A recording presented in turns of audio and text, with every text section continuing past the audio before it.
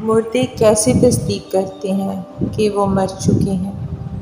شروع میں مردہ شخص کو یہ احساس نہیں ہوتا کہ وہ مر گیا ہے۔ وہ خود کو موت کا خواب دیکھتا ہوا محسوس کرتا ہے۔ وہ خود کو روتا، نہاتا، گھیرا لگاتا اور قبر میں اترتا دیکھتا ہے۔ وہ ہمیشہ خواب دیکھنے کا تاثر رکھتا ہے۔ جب وہ زمین پر ڈھیر ہو جاتا ہے پھر وہ چیختا ہے لیکن کوئی اس کی چیخ نہیں سنتا۔ جب ہر کوئی منتشر ہو جاتا ہے اور زمین کے اندر تنہا رہ جاتا ہے، اللہ اس کی روح کو بحال کرتا ہے۔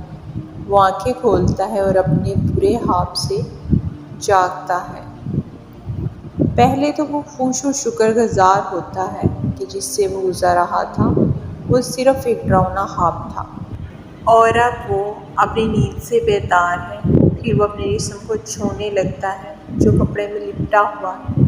خود سے حیرت سے سوال کرتا ہے، میری قمیض کہاں ہے؟ میں کہاں ہوں؟ یہ جگہ کہاں ہے؟ ہر طرف اندھیرا ہی اندھیرا کیوں ہے؟ میں یہاں کیا کر رہا ہوں؟ ہر طرف اندھیرا ہی اندھیرا کیوں ہے؟ میں یہاں کیا کر رہا ہوں؟ پھر ایسے احساس ہونے لگتا ہے کہ وہ زیر زمین ہے اور جو کچھ وہ محسوس کر رہا ہے وہ خواب نہیں ہے۔ اسے احساس ہوتا ہے کہ وہ واقعی مر گیا ہے۔ وہ ہر ممکن حد تک زور سے چیختا ہے، پکارتا ہے۔